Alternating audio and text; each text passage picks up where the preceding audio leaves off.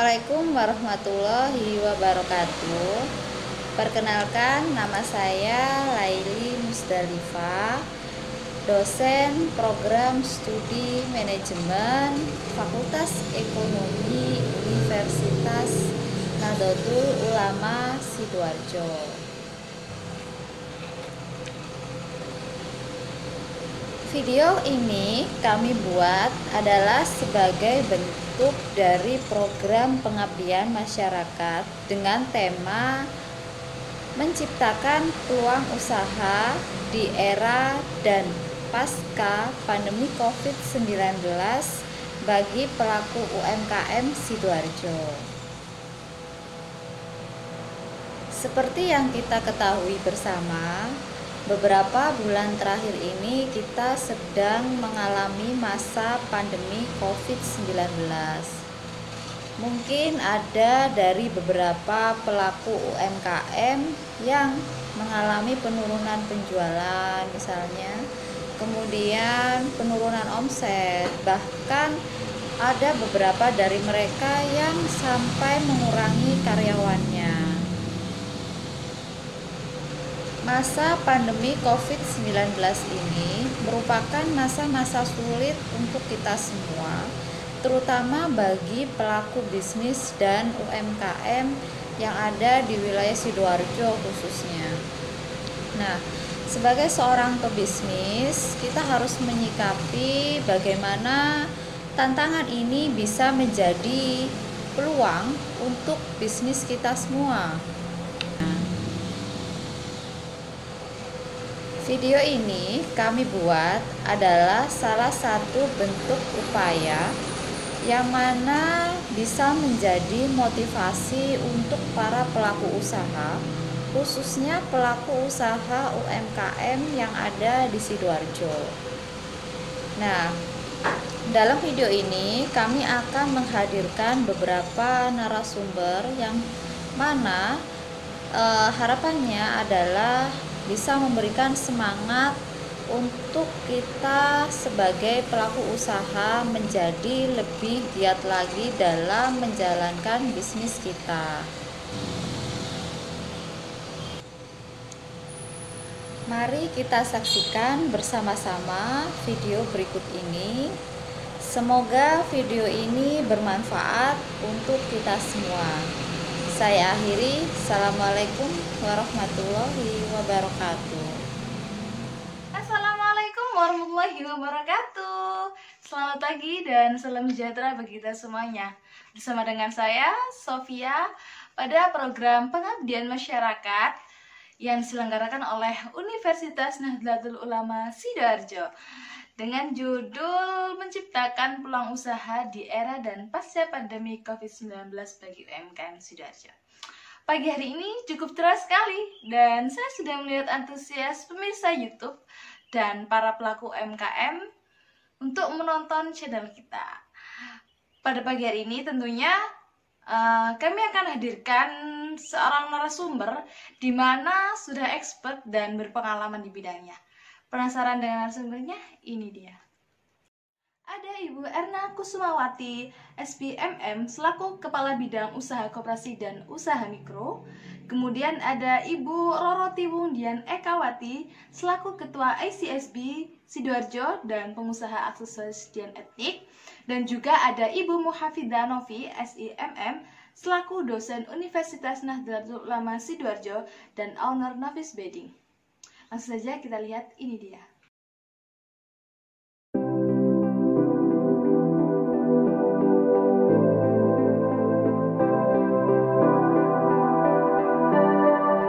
Assalamualaikum warahmatullahi wabarakatuh. Selamat pagi, salam sejahtera untuk semuanya, para pemirsa YouTube dan para pelaku usaha, khususnya adalah pelaku usaha mikro di Kabupaten Sidoarjo. Kondisi UMKM yang ada di Kabupaten Sidoarjo, di mana Sidoarjo sebagai kota UKM Indonesia, sangatlah beragam. Jadi ada pelaku usaha baik di bidang makanan, minuman, craft maupun kelompok-kelompok online, di mana semua pelaku usaha itu, khususnya pelaku usaha mikro, menjadi ranah pembinaan dari Dinas Koperasi dan Usaha Mikro Kabupaten Sidoarjo.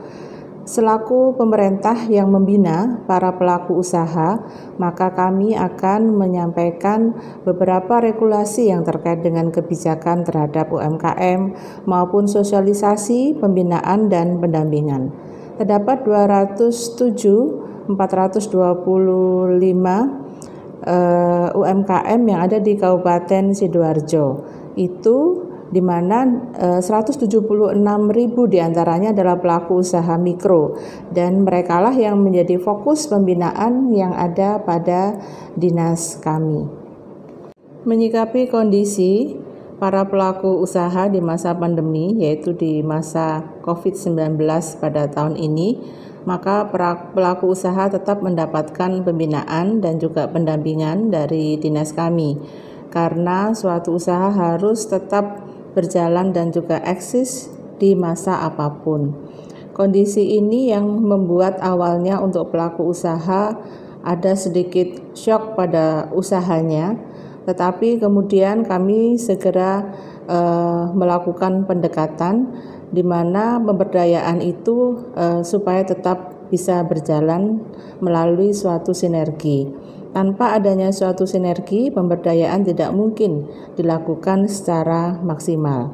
Pemberdayaan yang kami lakukan baik melalui produk, sumber daya manusianya, pemasaran, maupun pada bidang pembiayaan. Untuk produk, kami tetap melakukan pendampingan secara online baik melalui YouTube di link klinik usaha kami. Demikian juga untuk pelaku usaha koperasi, sedangkan untuk SDM-nya kami tetap melakukan motivasi usaha bagi pelaku usaha. Kemudian untuk produk dan juga pemasarannya kita lakukan juga untuk lebih fokus pada online. Jadi pelaku usaha yang awalnya mempelajari online dan mereka terapkan hanya sekitar 10-20% dari usahanya, saat ini pemasaran secara online wajib diterapkan lebih dari 50% dari usahanya. Jadi saat ini merupakan saatnya pelaku usaha menerapkan teori-teori yang mereka sudah dapatkan pada tahun-tahun sebelumnya tentang pemasaran secara online.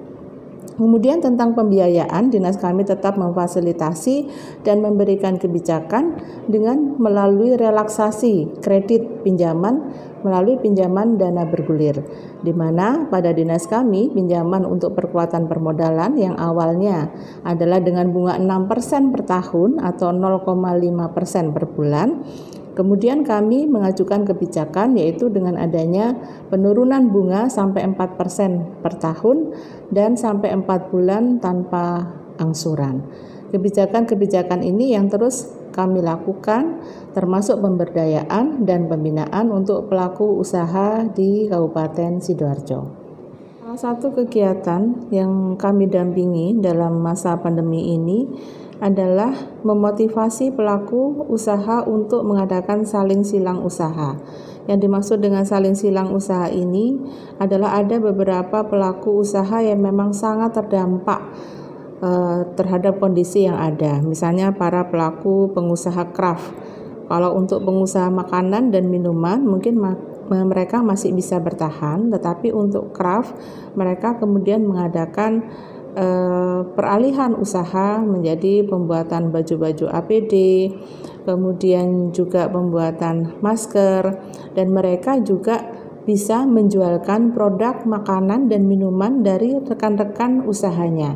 Ini memang kita wajibkan bahwa pelaku usaha di Kabupaten Sidoarjo tidak hanya untuk memasarkan produknya sendiri, tetapi mereka wajib untuk bisa memasarkan produk anggota dan teman-teman yang lainnya, baik melalui pemanfaatan optimalisasi dari handphone yang mereka miliki. Jadi mereka bisa masukkan pada status WA, IG, dan juga beberapa aplikasi media sosial yang lainnya untuk bisa mendukung para pelaku usaha lain. Ini merupakan suatu kegiatan sinergi yang memang wajib dilakukan oleh pelaku usaha di Kabupaten Sidoarjo. Untuk di masa new normal, jadi khususnya di transisi menuju new normal ini, yang kami harapkan bahwa kemarin pada saat PSBB itu kita mendampingi agar pelaku usaha itu bisa survive di usahanya. Kemudian pada masa transisi new normal ini, maka harus ada recovery dari usaha tadi. Jadi harus ada perubahan dari usahanya. Jadi harus meningkatkan secara online, kemudian juga ada inovasi-inovasi dalam produknya. Kemudian untuk tahap mengakhiri masa transisi new normal bahwa mereka sudah menjadi seorang UMKM go digital. Ini merupakan tahapan dari pemberdayaan yang ada pada bidang kami, dimulai dari survive, kemudian recovery, dan menjadi UMKM go digital. Pemberdayaan di masa pandemi ini diharapkan nanti berkelanjutan sampai pasca dari pandemi ini berlangsung. Meskipun tanpa masa situasi seperti ini, diharapkan pelaku usaha bisa melakukan pengembangan jaringan usahanya baik online maupun offline. Dan ini disesuaikan dengan era perkembangan pada saat ini, bahwa jenis usaha apapun itu harus didukung dengan kegiatan online dan lebih mendominasi terhadap teknoprenernya. Jadi harus ada peralihan dari entrepreneur menjadi seorang teknoprener. Jadi kita bisa mengambil manfaat pada masa pandemi ini agar ada peralihan, baik saling silang usaha maupun adanya suatu peralihan SDM-nya, yaitu dari entrepreneur menjadi seorang teknoprener. Ini yang kami inginkan agar pemberdayaan lebih berjalan maksimal lagi.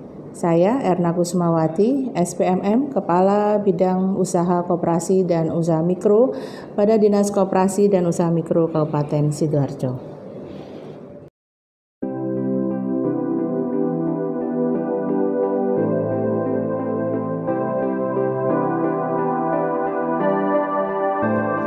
Assalamualaikum warahmatullahi wabarakatuh. Selamat pagi, selamat sejahtera, sehat semuanya. Salam kuat, semangat, terus maju dan sukses. Nah, saya Dian Ekawati, biasa dipanggil dengan Dian, dengan brand Dian Art. Usaha saya yang lebih fokus adalah di bidang aksesoris. Kita juga punya produk-produk lain selain dari aksesoris, yaitu dengan fashionnya. Jadi kita ada seluruh batik-batik atau tenun seluruh Nusantara. Sedangkan bisa juga kalau kita dengan mengembangkan hobi ke kulinernya, itu hanya sebatas hobi. Jadi saya sebagai produksi aksesoris adalah yang paling fokus dan paling utama. Jadi di sini untuk produk aksesoris saya, untuk pemasarannya nasional juga internasional. Jadi lebih fokusnya ke etniknya. Untuk saya lebih mengenal, bisa lihat di IG saya, Dian Art Aksesoris, bisa juga di FB-nya, mungkin bisa juga di Bukalapak, Shopee. Nah, di online kita Dian Art sudah mengenal. Di dalam situasi sekarang ini, kita mengalami pandemi. Jadi kita sebagai pengusaha semua merasakan yaitu dampaknya. Semua rasanya itu dengan usaha apapun kita selalu merasa dengan karena adanya pandemi ini usaha-usaha banyak yang berkurang. Jadi untuk menanggulangi pandemi ini, kita sebagai UKM, sebagai pengusaha, Jadi harus terus bagaimana mencari solusinya agar di dalam menanggulangi pandemi corona ini kita tetap eksis dan kita tetap bisa menanggulanginya. Bagaimana dengan caranya kita menanggulanginya itu? Andaikan sekarang untuk ke dunia fashion atau dunia aksesoris, otomatis dampaknya sangat luar biasa dan tidak bisa menutup kemungkinan kita tidak bisa mengeksiskan produknya. Jadi kita dengan menanggulanginya itu, bagaimana caranya? Kalau kita ke fashion, ya mungkin bisa dengan cara menjahit atau dengan cara bikin masker atau APD dan lain sebagainya. Nah, kalau kita sebagai aksesoris, mungkin dengan utak-utiknya itu, kita tidak bisa menutup kemungkinan apa yang harus kita lakukan. Jadinya mungkin kita mempunyai hobi, yaitu seperti kuliner dan hobi yang lainnya, kita bisa memanfaatkan. Atau kita bisa berdagang dengan secara online-nya, atau kita bisa saling membantu teman-teman dari pertanian. Jadi sembako juga adalah paling utama yang kita butuhkan. Kemudian kalau kita bisa memasak, otomatis kita kulinernya yang kita utamakan, saling membantu dengan teman-teman sesama UKM. Jadi saling berkolaborasi itu adalah yang paling utama. Kebijakan pemerintah masalah new normal, kita tetap waspada. Jadi tidak dengan seenaknya sendiri, kita bebas dengan sesukanya hati mau adakan pertemuan seenaknya, tidak. Tetap kita adakan protokol kesehatan. Jadi itu paling utama. Jadi andaikan kita sebagai UKM atau pengusaha itu tadi, kalau ada pameran itu tetap diutamakan adalah protokol kesehatannya. Jadi kita menyiapkan untuk hand sanitizer-nya, cuci tangannya, kemudian tetap pakai masker ya. Mungkin ada yang alat untuk tes termometernya itu. Nah, itu paling utama. Nah, kemudian kita dalam perjalanan juga seperti itu, tetap jaga kesehatannya itu. Kita sebelumnya harus tes juga ya, rapid test atau dan lain sebagainya. Kemudian bisa juga dengan adanya new normal itu kita pamerannya berdasarkan dengan online-nya. Jadi itu adalah yang paling utama. Kita pasti akan siap dan sukses selalu. Setelah kita mengalami pandemi ini dan sudah selesai masalah pandemi corona ini, kita tetap waspada dan di dalam pemasarannya lebih difokuskan ke online-nya. Jadi itu lebih, walaupun ada kita ke offline ya, tapi yang kita utamakan adalah online-nya, karena itu yang bisa menjaga kita tetap jaga kesehatan juga kan. Dengan online itu tetap omset juga bisa dipantau juga. Jadi selalu kita support dengan beberapa online ya, entah itu FB-nya, entah itu IG, Shopee atau beban lapak dan lain sebagainya, itu bisa kita terapkan di sana dan itu bisa menunjang untuk pemasaran kita lebih dari. Teman-teman, jadi selama kita mengalami pandemi ataupun apapun juga, kita tetap semangat, kita kuat dan selalu bisa mengambil solusi. UKM selalu kuat dan UKM pantang menyerah ya. Terima kasih. Sampai jumpa dan sukses selalu.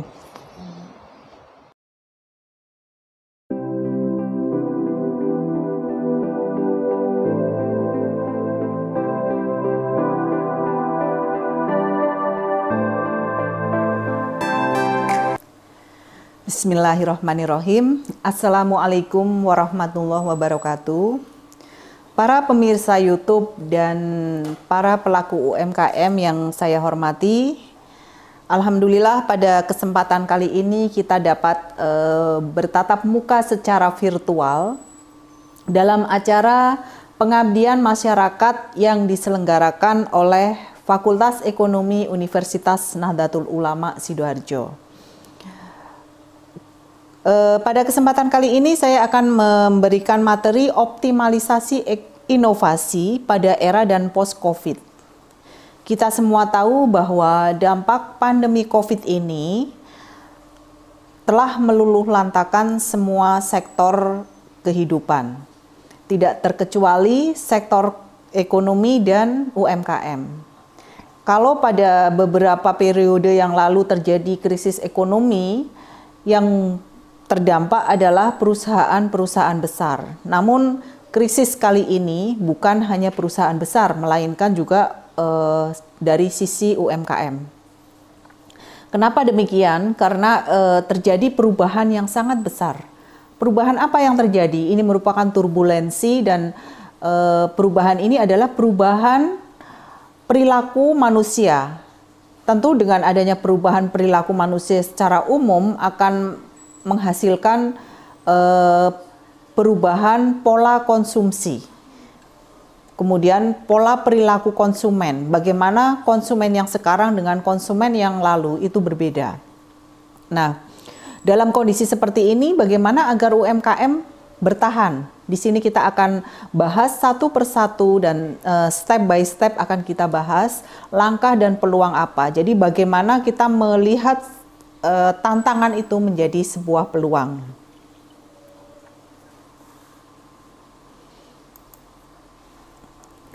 Di sini muncul pertanyaan, bagaimana UMKM ini bisa berkelanjutan? Nah, untuk menuju UMKM yang berkelanjutan ini, kita harus dimulai dari step 1 atau langkah pertama. Langkah pertama kita sebagai pelaku UMKM tentunya mengamati adanya perubahan perilaku.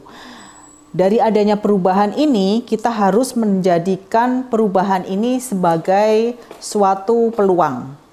Nah, setelah kita tahu adanya perubahan, kita harus berpikir atau berinovasi atau membuat suatu produk yang baru atau memunculkan kreativitas yang ada untuk memenuhi kebutuhan yang ada akibat dari perubahan yang terjadi.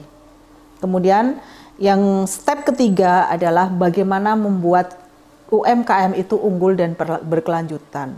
Pada masa era dan post-COVID ini kita belum bisa mengatakan bagaimana untuk menjadi UMKM yang berkinerja tinggi, karena yang saat ini harus kita lakukan adalah bagaimana menjadikan usaha kita usaha yang berkelanjutan.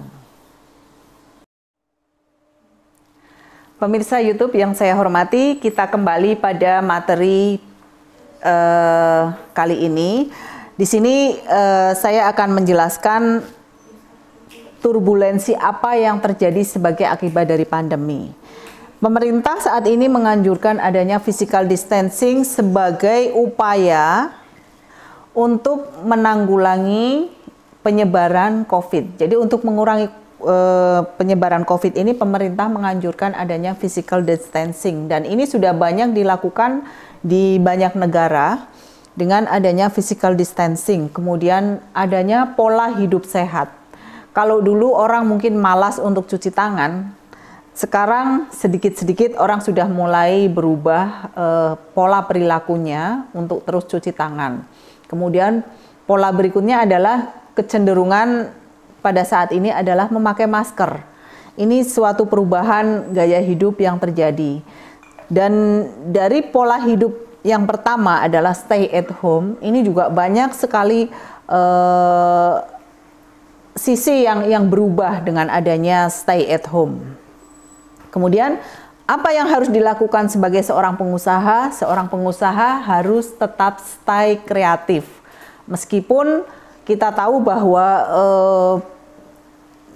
kondisi kita pun harus stay at home, tapi kita harus tetap bekerja. Ya, jadi kalau toh kita harus keluar rumah, kita keluar dengan menggunakan protokol kesehatan. Kemudian apa sih kaitannya dengan perubahan gaya hidup? Tentunya dari perubahan gaya hidup ini akan memunculkan perubahan pola perilaku konsumen. Dan ini yang harus kita pahami. Kalau tadi sudah disebutkan bagaimana kita memahami pola perilaku konsumen. Sekarang kita akan masuk pada materi stay at home. Dari stay at home kita bisa melihat yang pertama adalah mobilitas yang rendah. Orang takut keluar rumah. Dan kita tahu bahwa pandemi COVID ini belum ada obatnya, dan juga tidak ada seorang ilmuwan pun yang tahu kapan pandemi COVID ini akan berakhir. Banyak penelitian yang menyebutkan bahwa pandemi COVID akan berakhir jika vaksin itu sudah muncul. Akan tetapi kita tidak tahu pasti kapan vaksin itu muncul. Jadi dari para ahli menyebutkan bahwa tidak ada seorang pun yang tahu kapan COVID ini akan berakhir. Secara tidak langsung, kita sebagai pengusaha harus tetap mempertahankan karyawan kita agar tetap bekerja. Nah, dari situlah muncul kreativitas dan inovasi. Dan yang terpenting adalah bagaimana memanfaatkan tantangan itu menjadi sebuah peluang. Jadi apa sih peluang di balik stay at home itu yang harus kita lihat.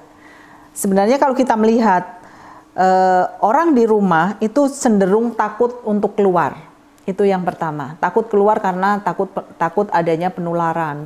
Kemudian orang yang tadinya tidak pernah memasak, sekarang memasak di rumah. Jadi apa yang harus kita siapkan? Ya, sebagai seorang pengusaha kita harus tanggap apa yang harus kita siapkan. Kemudian kalau tadi disebutkan orang banyak di rumah. Kalau banyak di rumah berarti apa yang mereka butuhkan? Ini yang harus kita list satu persatu. Apa yang mereka butuhkan? Dan dari situ nanti kita tahu apa yang bisa kita penuhi. Nah, pergeseran perilaku konsumen ke arah pembelian online, ini yang terjadi. Ya, jadi kalau dulu konsumen ini membeli online untuk kebutuhan sehari-hari, itu untuk kebutuhan tertentu. Sekarang orang lebih memilih pembelian online. Nah, seperti ini juga kita harus tanggap. Kalau sebagai UMKM kita juga harus tanggap bagaimana memenuhi keinginan mereka untuk berjualan secara online. Bagi seorang pengusaha makanan, tentu ini menjadi peluang yang sangat besar di saat para konsumen ini banyak di rumah dan jarang keluar, otomatis mereka memerlukan makanan.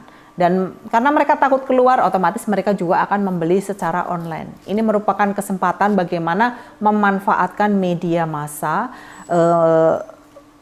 untuk melakukan penjualan secara online. Kemudian bagaimana kita menggunakan media sosial, maksud saya media sosial untuk memasarkan produk-produk kita. Pemirsa, peluang stay at home selanjutnya adalah produk frozen food. Jadi beberapa resto terpaksa tidak bisa beroperasi karena adanya pandemi. Mereka hanya menjual secara take home atau menyediakan delivery. Juga mereka menyediakan frozen food. Ini jadi beberapa pengusaha seperti mie ayam dan lain sebagainya itu sudah mulai masuk kepada frozen food, termasuk martabak dan lain sebagainya. Ini masuk ke dalam dunia frozen food.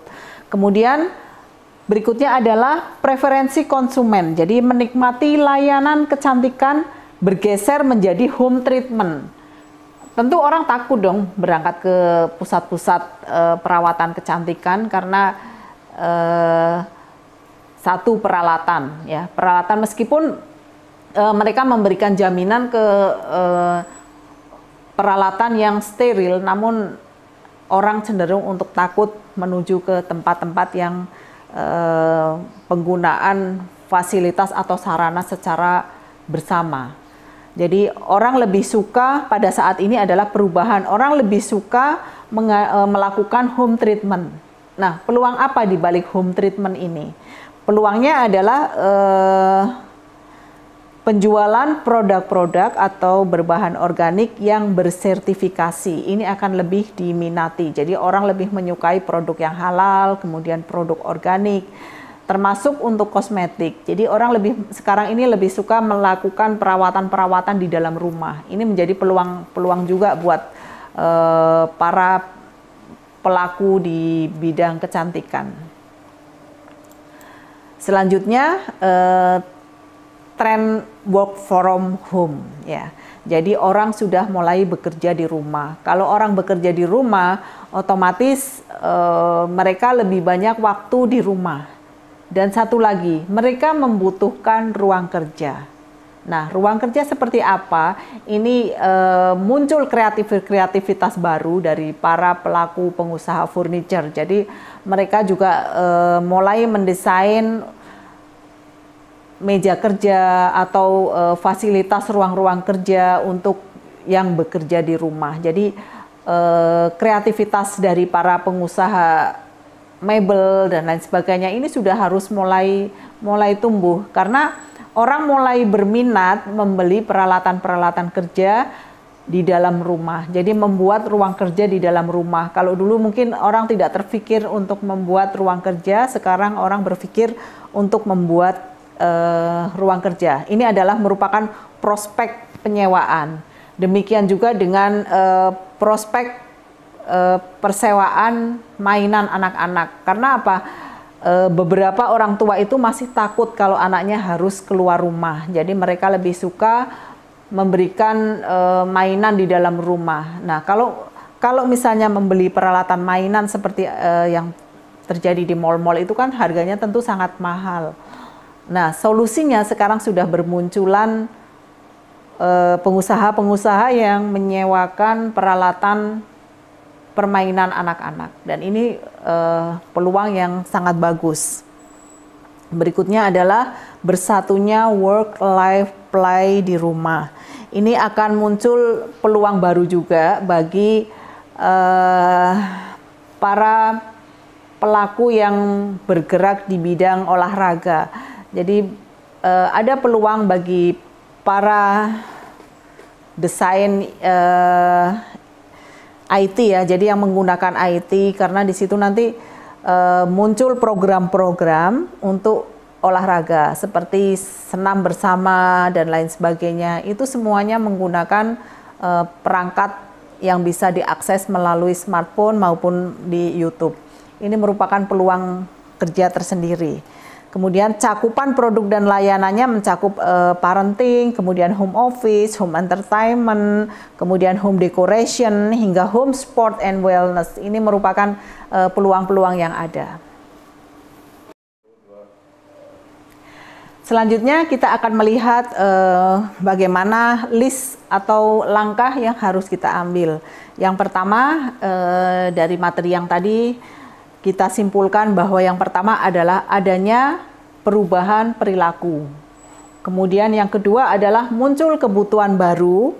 Kemudian yang ketiga adalah pemenuhan kebutuhan baru dengan inovasi produk.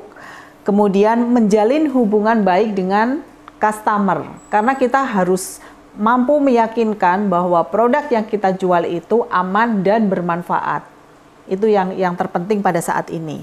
Kemudian kita mulai masuk pada layanan take away, kemudian digital marketing, kemudian financial teknologi. Ini semua yang harus ada pada usaha kita. Demikian masukan dari saya, mudah-mudahan bermanfaat. Terima kasih, stay kreatif, dan wassalamualaikum warahmatullahi wabarakatuh. Di saat kondisi seperti ini, mari kita ciptakan sebuah peralihan dan persilangan dengan sesama kawan UMKM. Karena pada saat ini bukan tentang fokus pada UMKM masing-masing, tetapi UMKM siapa yang bisa bertahan. Beri tepuk tangan yang meriah untuk para narasumber kita. Baiklah pemirsa semuanya, akhirnya kita sudah ada di penghujung acara. Terima kasih yang sudah menyaksikan kegiatan kita pada hari ini. Terima kasih juga untuk seluruh pengisi acara. Saya Sofia pamit undur diri. Kurang lebihnya saya mohon maaf, dan jika ada salah-salah kata saya mohon maaf. Wabillahi taufiq wal hidayah. Wassalamualaikum warahmatullahi wabarakatuh.